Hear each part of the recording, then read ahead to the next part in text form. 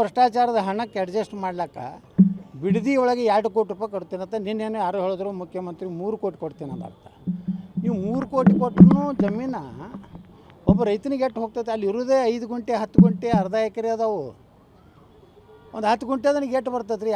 3 ಕೋಟಿ ಹಿಡಿದ್ರು ಎಷ್ಟು ಒಂದು 60-70 ಲಕ್ಷ ರೂಪಾಯಿ ಬರ್ಬೋದು.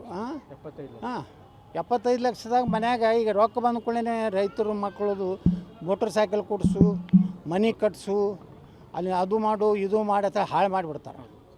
ಅಲ್ಲಿ ರೈತರು ಏನತ್ತಾರೆ, ನಮ್ಮ ಹೊಲ ಜಮೀನು ಕಸ್ಕೋಬೇಡ್ರಿ, ನಾವು ಇದ್ರಾಗೆ ನಮ್ಮ ಜೀವನ ನಡೆಸಿದ್ದೀವಿ. ಅಲ್ಲಿ ಹಾಲು ದಿವಸ 40,000-50 ಸಾವಿರ ಲೀಟ್ರ್ ಹಾಲು ಉತ್ಪಾದನೆ ಮಾಡಿ ಬೆಂಗಳೂರು ಕೊಡ್ತಾರೆ.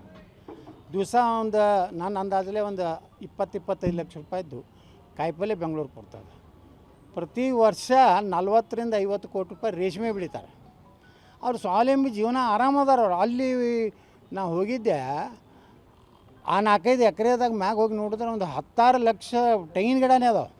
ನಮ್ಮ ಮುಖ್ಯಮಂತ್ರಿ ಹೇಳ್ತಾರೆ, ಅದು ದುರ್ದೈವ, ಅಲ್ಲಿ ಬರಡು ಭೂಮಿ ಐತತ್ತು. ಸೂರ್ಯನ ಕಿರಣನೇ ಭೂಮಿಗೆ ಬೀಳೋದಿಲ್ಲ. ಯಾಕಂದ್ರೆ ಎಲ್ಲ ತೋಟದಾಗ ಅಡ್ಡಾಡಿ ಬಂದಿನಿ. ಮಾವಿನ ಗಿಡ, ಅಲ್ಲಿದಿಂದ ನಮ್ಮ ರೇಷ್ಮೆ ಸಾಕಾಣಿಕೆ, ಅಲ್ಲಿದಿಂದ ಹೈನುಗಾರಿಕೆ, ಒಳ್ಳೆಯ ಜೀವನ ರೈತರು ಮಾಡ್ಲಕತ್ತಾರ. ಪಾಪ ಅವ್ರು ಕೊಡೋದಿಲ್ಲತ್ತಾರ, ಇವ್ರು ಅದನ್ನು ತೊಗೋಬೇಕತ್ತಾರ. ಇವರು 2 ಕೋಟಿ 3 ಕೋಟಿ ಕೊಡ್ತಾರೆ. ಆದ್ರೆ ಅದ್ರ ವ್ಯಾಲ್ಯೂ ಅವರು ಒಂದು ಎಕರೆದಾಗ 40 ಅಂತಸ್ತು ಬಿಲ್ಡಿಂಗ್ ಕಟ್ತಾರೆ. 43,500 ಫೂಟ್ ಅಂದ್ರೆ 1 ಎಕರೆ.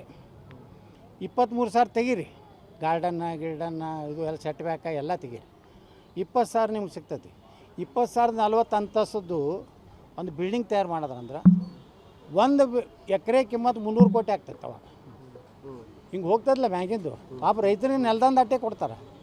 ಶ್ರೀಮಂತ ಆಗವ ರಾಹುಲ್ ಗಾಂಧಿ ಹಳೆ ರಾಬೋಟ್ ಅದ್ರ. ಇವು ಮುಖ್ಯಮಂತ್ರಿ ಆಗಿದ್ದಕ್ಕೆ ಗಿಫ್ಟ್ ಕೊಡಬೇಕಾಗಿತ್ತು. ನಮ್ಮ DK ಶಿವಕುಮಾರ್ ಅವರು ಸಿದ್ದರಾಮಯ್ಯನವ್ರು ಇಳಿಸಿದ್ದಕ್ಕೆ 10,000 ಕೋಟಿ ರೂಪಾಯಿದ್ದು ನಿನಗೆ ಆಸ್ತಿ ಅಲ್ಲಿ ಬಿಡದಿಯಾಗಿ ಕೊಡ್ತೀನಿ ಅಂತೇಳಿ ಏನೋ ಮಾತುಕತೆ ಆಗೈತೆ. ಎಲ್ಲ ಕಡೆ ಸುದ್ದಿ ಐತಿ, ದಿಲ್ಲಿ ಮೂಲದಿಂದಲೂ. ಹಿಂಗಿದ್ದಾಗ ರೈತರನ್ನ ಅಲ್ಲೇ ಕನಕಪುರ, ಅದೇ ಜಿಲ್ಲೆದ ಕನಕಪುರತ್ತು ನಮ್ಮ ಮುಖ್ಯಮಂತ್ರಿಗಳ ಕ್ಷೇತ್ರ. ಅಲ್ಲಿ ರೈತರಿಗೆ ಏನು ಭಾಷಣ ಮಾಡ್ತಾರೆ? ಮೊದಲು ಮುಖ್ಯಮಂತ್ರಿಯಾಗಿ ಸನ್ಮಾನ ಮಾಡೋ ಮುಂದೆ, ಯಾರು ರೈತರು ಹೊಲ ಮಾರಬೇಡ್ರಿ, ನೀವೆಲ್ಲ ನಾಳೆ ನೀವು ಹೊಲ ಮಾಡಿದ್ರಂದ್ರೆ ಬೆಂಗಳೂರಿಗೆ ಶೇಂಗಾ ಕಾಯಿ ಮಾರ್ಲಕ್ಕೆ ಬರ್ತೈತಿ, ಆ ಪರಿಸ್ಥಿತಿ ಬರ್ತೈತೆ. ಅಂದರೆ ಒಬ್ಬ ಮುಖ್ಯಮಂತ್ರಿ ಕನಕಪುರ ಕ್ಷೇತ್ರದಾಗ ರೈತರಿಗೆ ಹೊಲ ಕೊಡಬೇಡ ಅಂತ ಹೇಳ್ತಾರೆ. ಅದೇ ಮುಖ್ಯಮಂತ್ರಿ ಅದೇ ಜಿಲ್ಲೆಯ ಮತ್ತೊಂದು ಕ್ಷೇತ್ರದಾಗ ಏನು ಹೇಳ್ತಾರೆ, ಅದು ಬರಡು ಭೂಮಿದೆ, ನಾವು ಯಾರು ಏನು ಬೇಕಾದ ಹೇಳಿ ನಾವು ತೊಗೊಂಡೇ ತೀರ್ತೀನಿ ಅಂತ. ಇದಕ್ಕೆ ವಿರೋಧ ಪಕ್ಷದವ್ರು ಮತ್ತೇನು ಮಾತಾಡಲಿಲ್ಲ ಅಂದ್ರೆ ರೈತರು ಯಾರು ಉಳಿತಾರೆ ರೀ? ಇವು ಹಿಂಗೆಲ್ಲ ಮಧು ಬಂಗಾರಪ್ಪನ ಕೂಡ ಜೋಕ್ ಮಾಡೋದು, ಅಲ್ಲೇ ಈಗಾಗಲೇ ಈ ಚೆಕ್ 8 ಮಂದಿ ತೊಗೊಂಡ್ರೆ ನಿಂಬಲ್ಲಿ ಅಂತ ಹಾಕ್ಲೈತೆ. ನೀವು ಜಬರ್ದಸ್ತಿ ಹೋಗಿ ತಹಸೀಲ್ದಾರ್ ನೀನು ಮನೆ ತೊಗೊಳಕತ್ತೀವಿ ಚೆಕ್ ತೊಗೋ ಅಂತ ಹೇಳಿ ದಬಾಸಲಕತ್ತಾರ. ಅದಕ್ಕೆ ಕಸಬರ್ಗಿ ತೊಗೊಂಡು ಹೊಡೆದಾರ ಅಲ್ಲಿ ರೈತರು.